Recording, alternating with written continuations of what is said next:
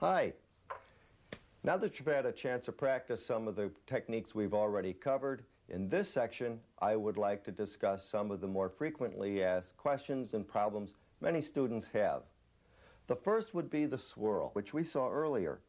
The difficulty is holding the sharp edges and bringing them all together in the center. It's not uncommon to see a student undercut these sharp ridges and lose the whole design. So let me show you how I draw the swirl and carve it. The first thing that you want to do is draw a line across the board, find the center of it, then take your compass. This happens to be set at 1 3/8 radius. And draw a circle and come on out to your border here. Just draw halfway through the center and pick it up on the edge and follow all the way around like this. Now the next thing you want to do is divide this into thirds, and you can kind of guess at it like that and adjust it as you go around. This will make a swirl of 18 points to the center, and that seems to be just about right. If you get more than that, it gets too busy in appearance and difficult to execute in the center. There, then the only thing that we have left to do is draw the scallops around the border. And you can do it without the scallops. I happen to like them. You don't have to be real accurate on this because a line is merely a reference.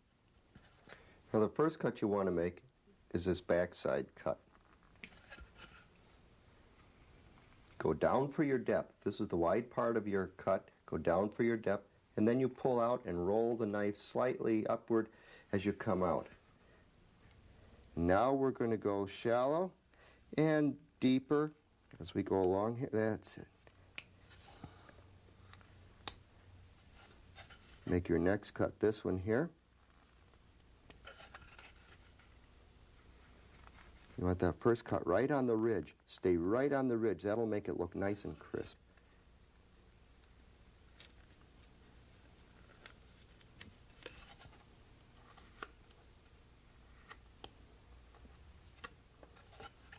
Now I'll cut another one right here.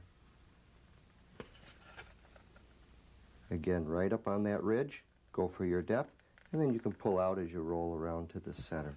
That way you're not undercutting in here. You start again, come straight down, just like that. Now the only thing that we have left to do is to cut the scallops around the exterior here. Don't put your blade in too deep. Just deep enough to take the whole chip out in one movement. Just like this.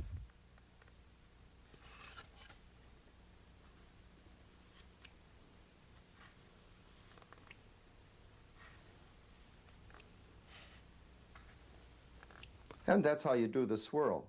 The rest is carved exactly the same way. Now these sharp ridges are very important to other more geometric designs, such as this one here. You'll notice that this is all sharp ridges exactly the way the swirl was. This compares with this rosette up here. Instead of having a line in the center, this particular rosette has a diamond. Now this rosette can decorate either a box of this shape or it can decorate a plate. Now let me show you how I draw that particular rosette and carve it.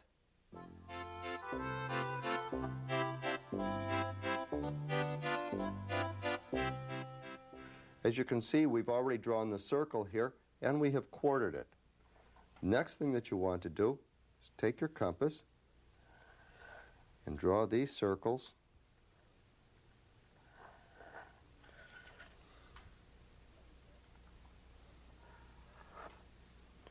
And once you have established these four, then you want to come outside, and you can measure from here on up to here. We got to move the point just a little bit. Get this one. You have to go outside of the circle to do it, and you can adjust your point as you go along. And the last one here. You don't want to forget these cross pieces here.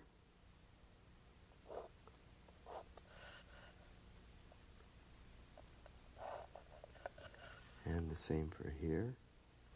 Now this half we'll draw with the straight lines in it. This half we'll put the diamonds into it. So we're going to draw this one here. Just like that.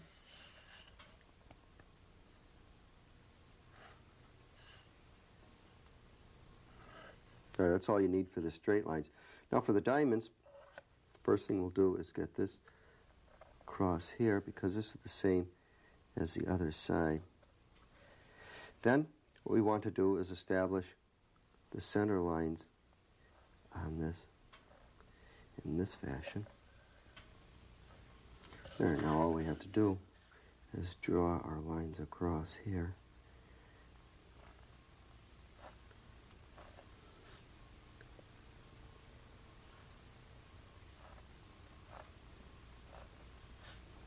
I'm just drawing squares with alternate diagonals, and that will make the diamonds in the center here. And one more here. Now I want to carve the more difficult side first. The background on both sides are exactly the same. Here we're going deep. As you notice, I come around the corner, I pull the knife out. That's shallow there, just a hint that we were there, and that'll come straight out. First cut away from what you've already done. Go down, come around.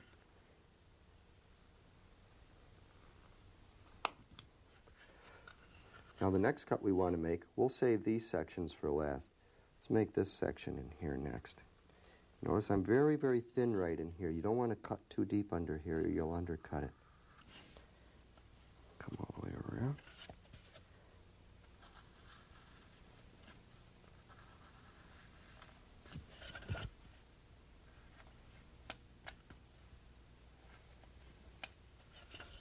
And just a little bit of cleanup right here.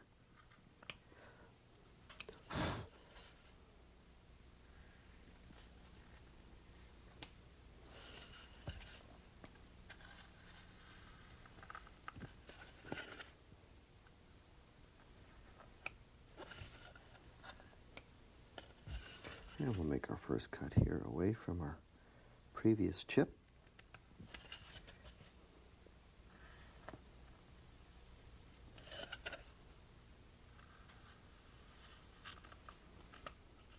There we are. Now in order to get these diamonds out, this is a little bit different. What we're going to do, we're going to sink down. This is your wide part right here. Sink down, pull out right to this corner, and we start over again, and we go down for our depth. Turn your work around, go down for your depth, pull out to the corner, and start at the corner again, and go down. Then all you have to do is walk your knife around these four corners here, and this will come right out.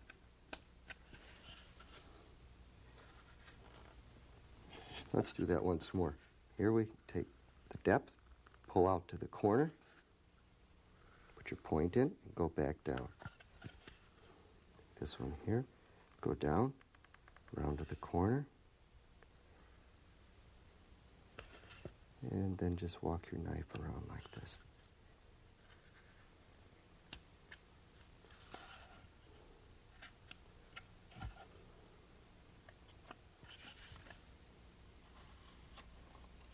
And the only thing we have left to do is the flip-flop on either side, which we can do just like this. Make this diamond stand out.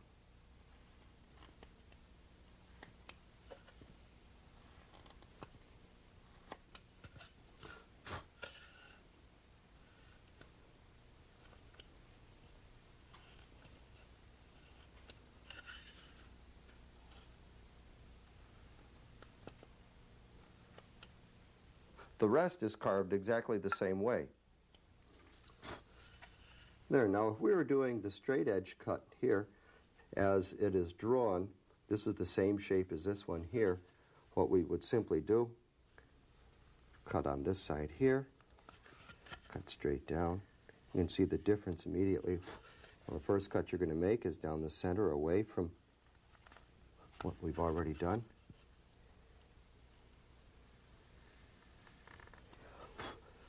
Like that. And that's the difference between these two rosettes. Now, this particular rosette can also be done as a very fine border. It's laid out a little bit differently. Let me show you how it's drawn.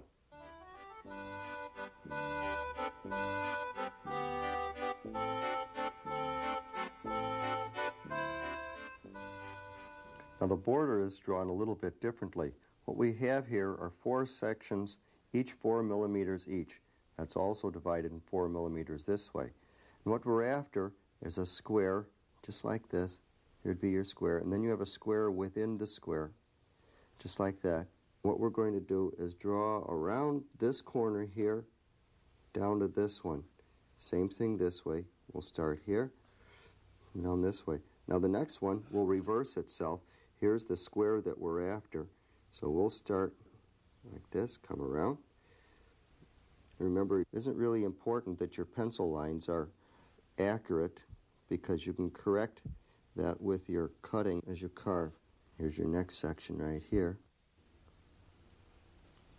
There. Now in order to carve that, we're going to start by taking out the background first. So we'll start like this and take this background out.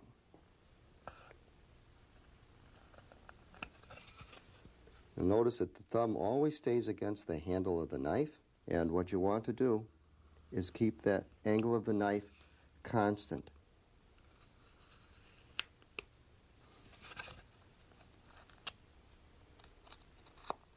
Now the next thing we want to do is the same as we did before in the rosette, and cut this. Do the same thing on the other side. Right to the corner. And then we have our line that we can follow right around. This will create the diamond in the center.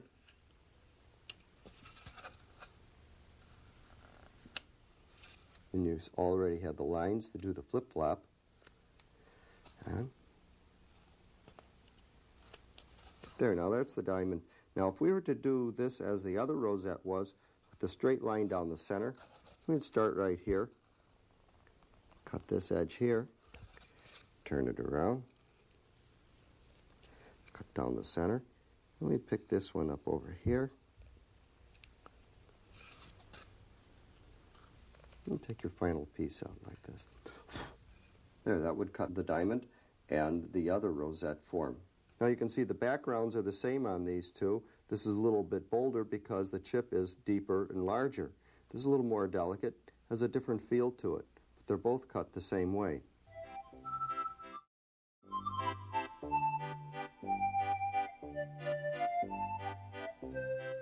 Now, if you remember where we started, we were talking about these ridges and how important they are.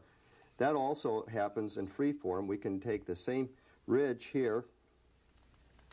We can do that in free form. It's just as important.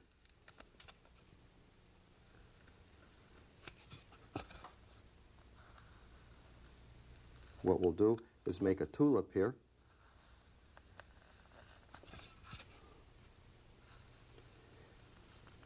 But you'll see that the ridges and the idea is exactly the same.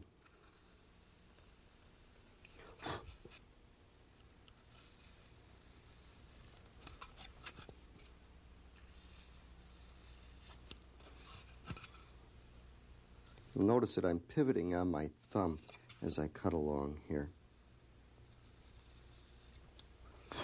There you can see the ridges in the free form are the same as that in the border. Nice and crisp. Now I could continue carving leaves and stems using a variety of movements very similar to this, and that would look very similar to this thistle. And of course, this is the kind of tulip that you see in this type of design over here. And as you can see, with these ridges, we're right back where we started from with the swirl in the beginning.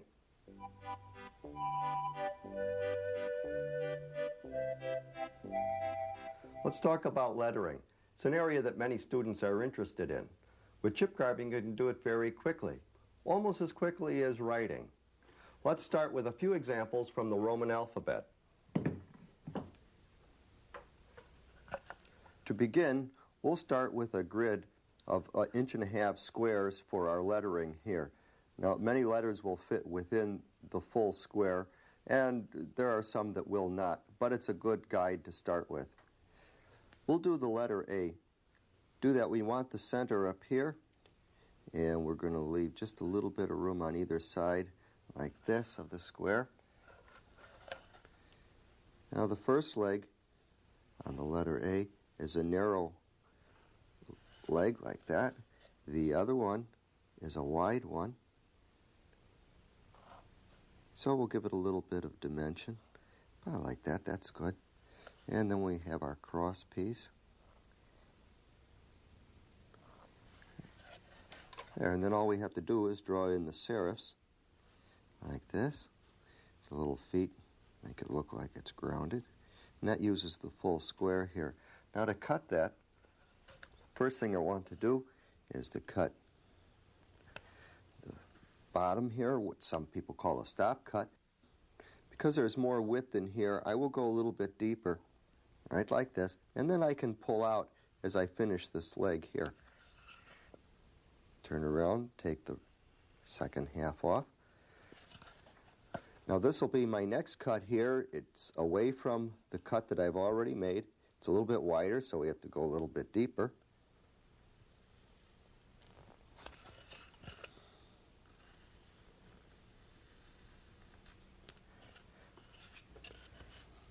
Take this out.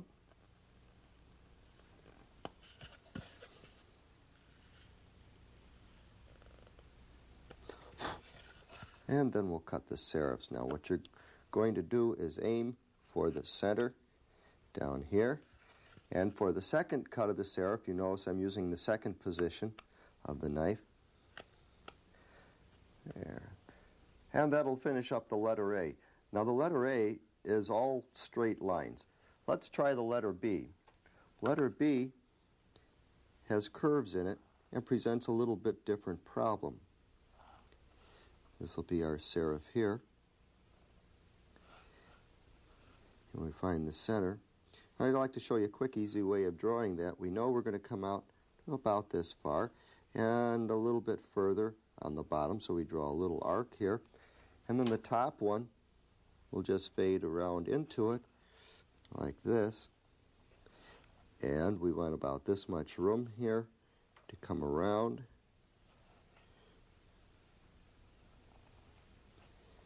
In that fashion. Now, the width here we want repeated over here. Then we'll blend this down into it, and this will come down. The thinness here, repeating this here, and the same thing right here. That's a quick, easy way to draw a B. You'll notice here that your verticals are wider, your horizontals are narrower, and that gives it a feeling of being supported. The same was the letter A. This one is wider and this one's narrower. Now to carve this, we want to cut your ends first, but we also want to make it in a smooth cut. So we'll cut all this at one time. So we go down for our depth, and we'll come around. Now I want you to notice I'm standing the blade up. Now here at this point, I'm going to make the transition of with the grain to against the grain. In order to make that in a smooth cut, you've got to stand your blade up and slip the blade out and forward at the same time as you go around the corner. Just like that. We'll do the same thing here. Stand the blade up. Here we are at that point of with the grain to against the grain. I'm slipping out and around. Now I can go back down for my depth and finish the cut. The next piece we want is this wide one.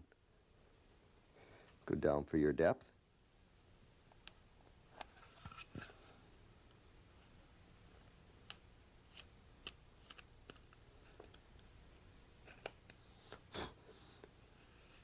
Then the next thing we want to do is come right around here.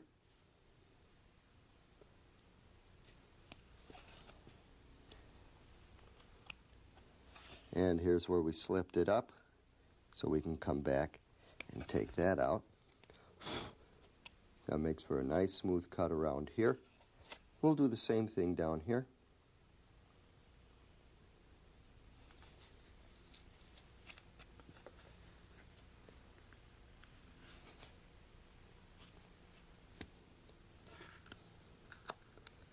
And here's where we slipped it up on the bottom. Make it cut nice and smooth. Then all we have to do is cut our serifs. Again, you'll notice a second cut. I'm using a second position on the knife with my hand on the spine of the knife. There, that'll do the letter B. Now another letter that seems to have a little bit of a problem to it, and part of the problem is not so much its letter, but the way it's drawn, and that's the letter S. So let's take a look at the letter S. You know, the top has a curve to it, the bottom has a curve to it, and through the center, which is where your wide part is going to be, is drawn just like that. Then all you have to do is blend this one down into there, and this one will come around like this. This extends just a little bit like this, and this will go right up into here. And this one will extend a little bit further, come down, just like that. Now that'll do an S. Now let's carve it. First we want to do is cut these ends. Then we want to cut the back side here.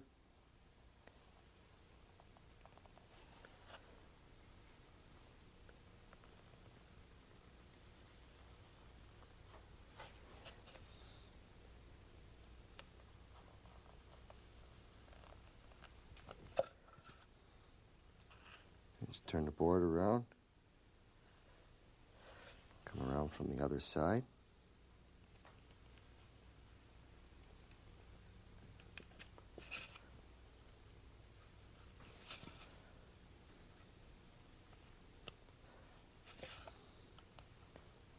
And make that nice and round right there.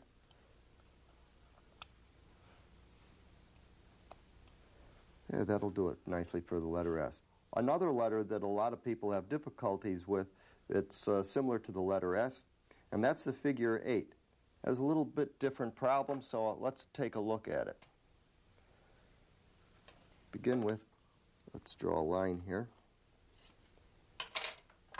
And this is a quick, easy way of doing a figure 8. If you take two circles like this, you've got it almost entirely drawn, because what you're going to do is fade this one into here and this one down here.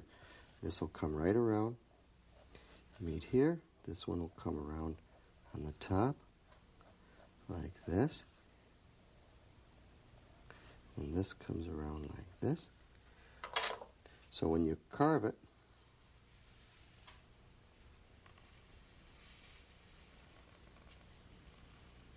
all in one sweep, turn your work. I'm standing the blade up to make that turn.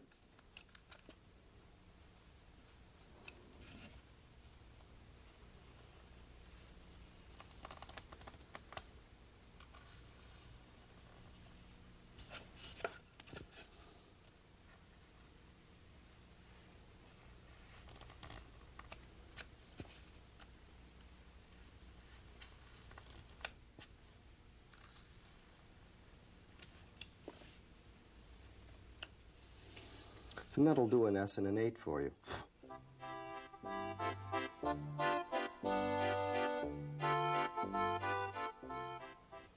Here we have an example of the Roman lettering. You can see it's rather plain and easy to read. Compare that to the Old English B. It's a little bit more ornate and a little bit more complicated to carve.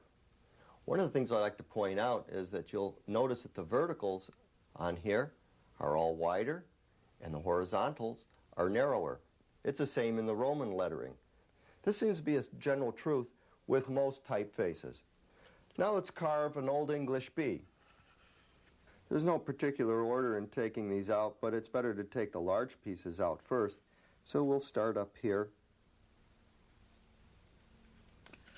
and cut this one here.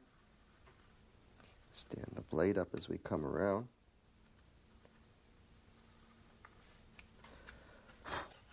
Then we'll take this one here.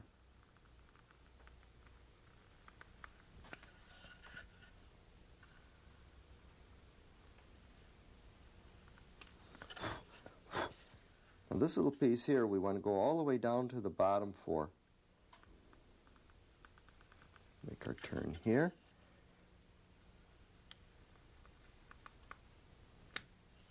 There we are. And just clean this out here.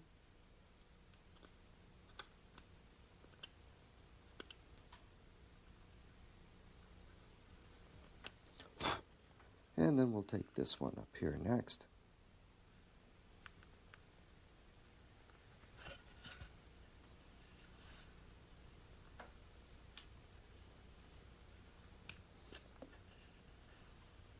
Stand the blade up as we go around.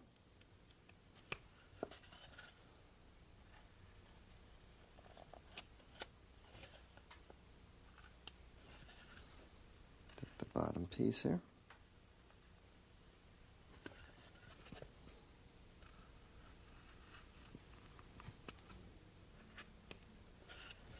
I'm asked frequently if this is the pace that I normally carve at. And the answer is yes, this is about the pace to carve at.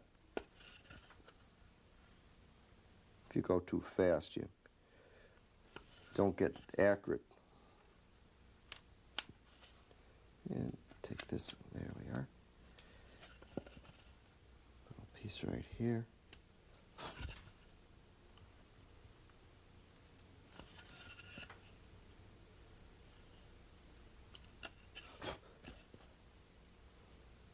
You'll notice as I cut across here, this is not a flip-flop motion. This is a full cut in here. Make sure that we get it all.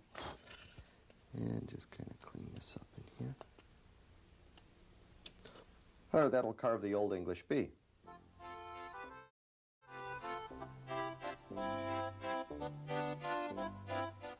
Now there's one more type of lettering I'd like to share with you, and that's a script form. Because of its flowing motion, it lends itself very nicely for doing monograms. If you connect the top and the bottom of the letters together, they work very nicely together in a monogram. The important thing in carving is to make your cut all in one movement so it flows nicely. You don't want to stop in between on your cuts. Start right at one end. One of the things you'll remember is on the real tight curves, you got to stand your blade straight up because you can't drag a lot of metal around a corner.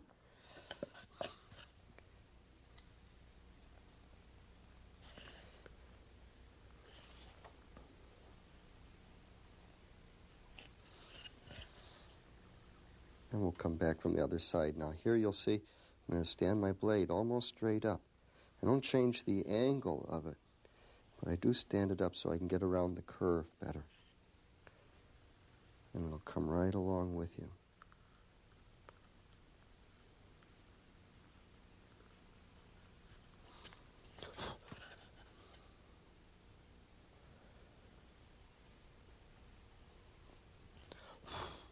Then we catch the other part of the B. Notice how I turn the board a little bit. That's okay. Go a little bit deeper. This is going to be wider in here.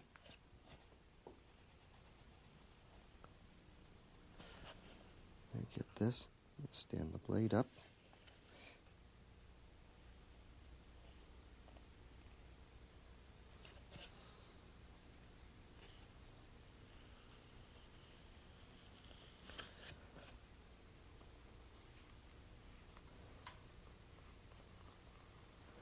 This is one of the things that demonstrates the advantage of working on your lap.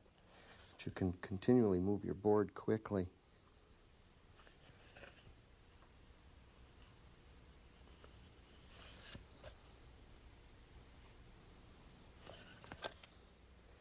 And turn your board around. You'll notice also I don't have the point real deep. You don't want to put it in any deeper than you have to.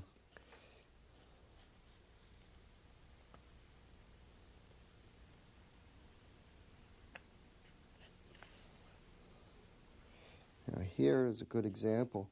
Notice I'm getting wider here because this is a vertical.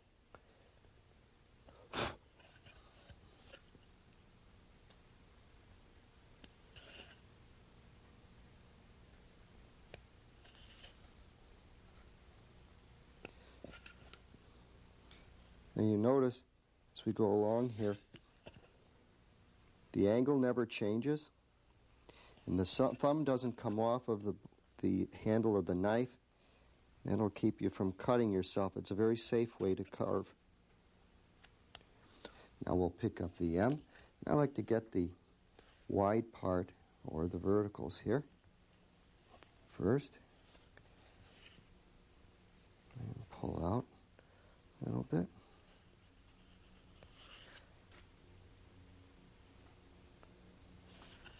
Notice also it isn't very difficult to go across the cuts that you've already made.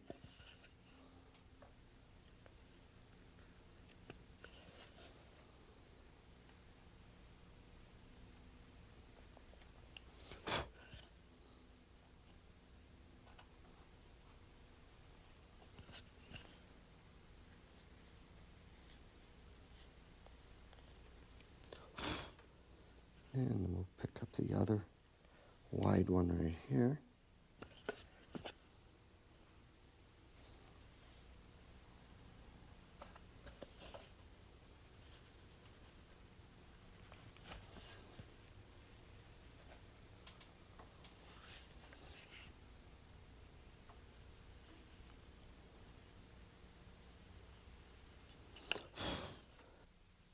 And that'll do the monogram very nicely in the script style.